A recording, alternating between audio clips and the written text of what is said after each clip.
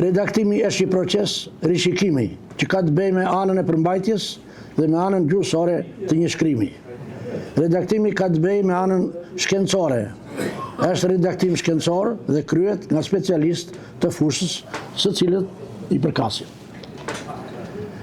Rishikimi i anës gjuhësore quhet redaktim gjuhësor, bëhet nga redaktor të shtëpisë botuese ose të revistave edhe të buletineve.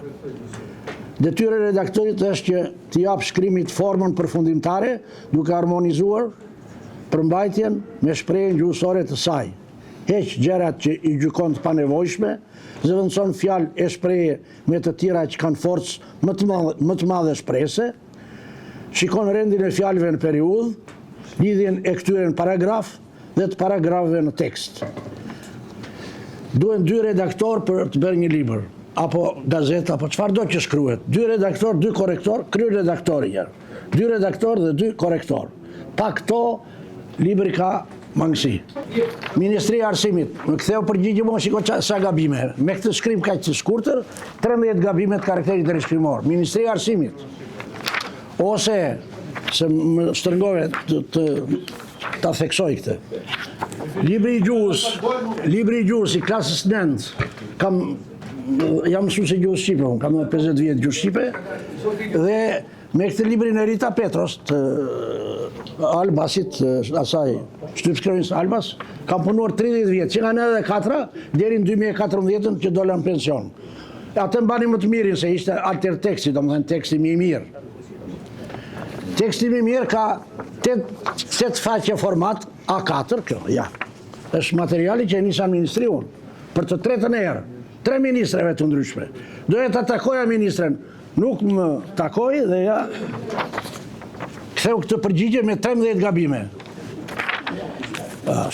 Shtroj edhe një problem tjetër, 2 probleme tek letra që i dërgova ministres për të takuar me të, probleme të shkollës, për revolucionarizimin e saj, se shkolla ka shkuar në fund.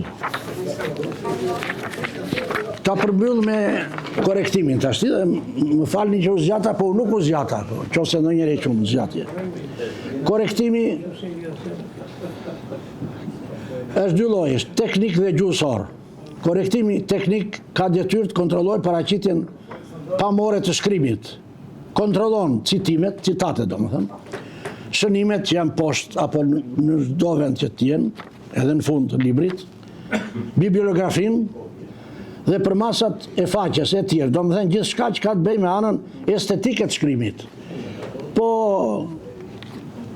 ajo pjesa tjetër, për masat kjo korektimi gjuhësor, ka si qëllim ndreqjen e gabimeve gramatikore, të piksimit dhe të drejtshkrimit, që janë gabime drejtshkrimore. Janë këto anglezizmat e italianizmat që kanë depërtuar të ashti, që profesor Gjoali Shkurtaj tek libri Urgjenca gjuhësore i konsideron si modernizëm, edhe po e shkatrojnë gjuhën. Fjalët e huaja, domethënë. Ose gabim tjetër të karakterit gjuhësor, ose gramatikor, plani i punës, shkruhet me gabim, pa atë nyjen i. Duhet plani i punës, orari i mësimeve, duhet nyja i, shkruhet me gabime. Orari i mësimeve tjerë, ose spak. Keni dëgjuar televizor, si thot. Ajo është në rast numërore, duhet thënë spaku thirin për hetim filanin, x-in. Nuk thënë spaku me mbaresën u, po në trajt të ngurosur. Sikur nuk ndryshon, sikur nuk lakohet. Spak. Dëgjojeni ato gazetaret të thonë. Po kështu shkruhet, ja kështu degeneron gjua. Pra, ka të drejtë ai autori që thashun. Tjetër, mbarova, e di që u mërzita, po, mbarova. Shenjat e piksimit, gjitha shenjat e piksimit, nuk përdoren me efektivitet ku duhet. Atje ku duhet presja, zvijet presja, ku duhet pik presja me radhë. Dhe së fundi, të drejtshkrimit. Po drejtshkrimi, përdorimi shkronjës madhe, për shembull. Ai duhet shkruaj me të madhe, ne shkruajmë me të vogël. Dhe anasjelltas. Apostrofi, shkrimi i datës, ne s'dim shkruaj datën. Data shkruhet kështu, Fier apo Tiranë. Tiranë presje me 24 pik 20 pik i 4 2026. Thonjzat, përdorimi thonjzave, Nyja, eja në fund fjalës ose në trup të fjalës, po mbarova.